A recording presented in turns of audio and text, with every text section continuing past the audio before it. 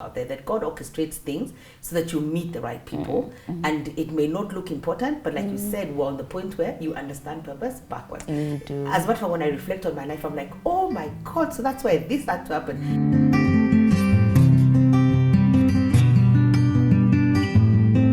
Hey everybody, my name is Angie Murenga. You're on Just Angie, and it's Mwenye Nchi Monday. I love it. All things leadership, all things governance, and taking Kenya back from those who say it belongs to them. Never. It belongs to us. We're the Mwenye Nchi in this nation. And I'm so excited to have one who has really set the bar high and definitely representing Mwenye Nchi Monday. Her name is Esther Mwaneki. She runs Lapid Leaders, and welcome to Just Angie. Thank you for having me. Monday. You're so a privilege so to be here. Thank you. Yeah. Thank you so much, Esther. Yeah. Wow, Esther, we've got a lot to cover. We do. So we've got a lot to cover, a series, but maybe tell us who Esther is. Okay. Because there's Esther, there's Lapid Leaders, there's a recent achievement, which is so amazing, because one out of, you said there were, I thought it was 3 Kenyans, but you said it's one Kenyan, 3 Africans. Wow. Yeah. On the Obama Fellowship for 2019. So we've got a lot to discuss. Yeah. So tell me, who is Esther Mwaneki? Esther is, I run a blog, and I remember when I was doing it, I used to ask, what do I want to be known as? And it says, a child of a king. And I think that's what I am. Honestly, I'm a spoiled child of a king. Born again, love with Jesus very much. An accountant by training. Oh, really? Yes. I was in Kenyatta University. I finished in 04. And immediately I finished. I've had such an amazing journey, I think. Wow. Because my last semester in campus, so I'm those people, when I get interested in something, I get interested in it fully. Yeah, you observe, you jump into it. Yeah, and there was a club called I Choose Life that I really liked what they were doing. They were interested they were very interested in helping young people to transition through purity with, because it was that time for HIV/AIDS. Yes. So I joined them. I was bought into what they were doing. And so by the time I was finishing campus, literally I finished campus the following day, I started working with them. Yeah, I know. And I worked with them for 2 months. So I didn't even stay out even for a week. Wow. Yeah, then worked with them for 2 months. I loved what they were doing. So in fact, in those 2 months, I was even being promoted. Wow, because they're impacting the youth, I remember. They were. I remember they asked me to speak once, so they were just impacting the youth. Yeah, they were. But there's something about what they were doing that just tugged into my heart. It resonated with you. It did. And that was way back. And then within 2 months, I got another opportunity. PwC is an audit firm locally, and they were recruiting about 25 guys. By God's grace, I was one of them. I was one of the 25. Wow. Yeah. Wow. And that sort of, again, set me up for the journey that I think, you know, the way they say you understand your journey backwards. You do. Yeah. It's like even though you were saying, you know, like you said, you know, you're first of all blessed and spoiled. That's very important. Because I am also very blessed and very spoiled. I also say, Kai, next to spoiled is my name. So you're also adding yours and other people out there. Yeah. But there's no part of the journey which is wasted. You know, even though you said that you were only there, ICL, for only 2 months, but you moved into the same thing, this was going to come up later. It did. Because you're such an impact of society. Yeah. You needed to understand how do people impact societies. And even some of the networks that I built in those 2 months are still part only of 2 months only. Imagine. But God's story is God's story. Yeah, God's story is his story, and he likes the glory. Yeah, he so does. We don't try to say we're here for 6 months and that's why we met all these people. I mean, even some of the people who are really supporting us now, they're just for those 2 months only. Months, it was just to meet them. So I think that's an important point for anyone who's watching out there, that God orchestrates things so that you meet the right people. And it may not look important, but like you said, we're on the point where you understand purpose backwards. As much as when I reflect on my life, I'm like, oh my God, so that's why this had to happen.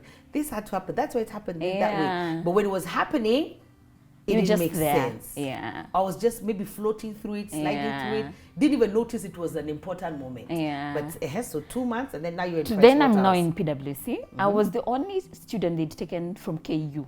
Oh, really? They used to be very big on University of Nairobi, Moi University. There was a story around what KU was known for then. So I joined with a sense of, am I even fit for this space? Or am I in the right place? Am I even in the right place? Yes. And I think that helped because it gave me a bit of identity issues, because I started wondering, am I in the right place? Am I the right fit for this job? Yeah. But I had a fantastic coach who, one of the first things he told me was, I know, He told me, Esther, ignore the drama, be here, be present, and do the best that you can in this Was job. that even a work crew? Was it a marketplace coach? It was someone in PwC actually. So what happens is they're very intentional with how they do their training. You join, you're given a coach who sort of works with you. I know. And especially when you're fresh from campus, you have no idea what you're doing. You're just moving with the wave. So when you get somebody who speaks into you, and he's even to date, he's actually very involved in LAPID. But that for me was it.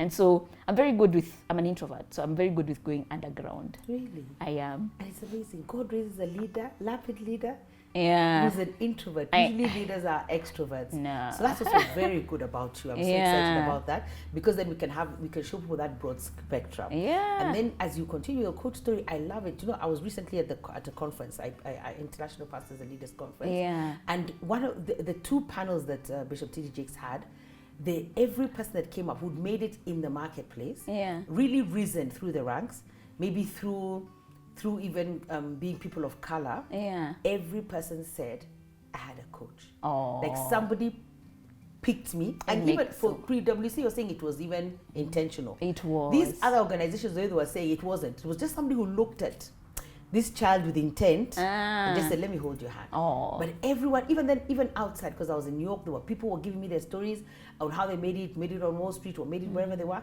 Everybody talked about, somebody just looked at me and said, let me show you the ropes. So it's like every time you need a helping hand, and that's very important. It is. Kenyans, we need a coach.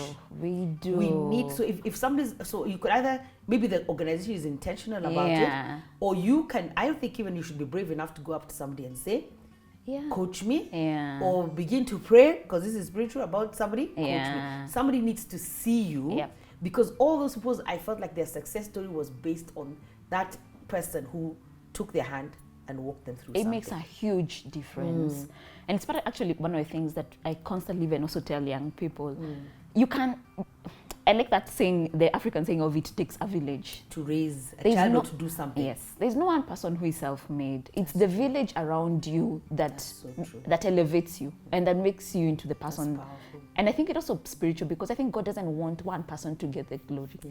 It's always, I worked with Moses, Joshua together. Not a story of one person, one individual. And that's very powerful. Another speaker at that conference said that not every one person is gifted with everything. So we need things from different people. So that's very, very powerful what you just said. It is. And so that conversation with him sort of set me apart. And I went underground and I told myself, I'm going to learn in this place. And the first 1 year, I was very observing. I was taking it in. I was learning. I was very underground. And that's something extroverts like me need to learn. I mean, I don't struggle with it at all. You're so happy. You should pray for the rest of us. So I like your friend where there says maintain shut up. Let me tell you, it is so hard to not speak. As a matter of fact, in my coaching journey, that was the biggest lesson. Because how do I like to speak?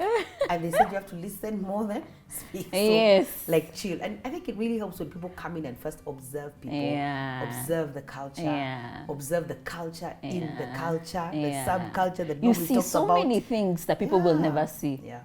Because then by the second year, I was actually the highest rated individual within my cohort. What? Well done. I know. What? And it was just primarily because I had taken the time to learn and to see. Powerful. So for the next 3 years, I was actually the highest rated cohort person in my cohort. Wow. And it was just, so I had learned and and when I learned, I wanted to give my best to what I'm doing. And so that's what I did. I gave my best to everything that I was doing. So for the next 3 years, I was the highest rated.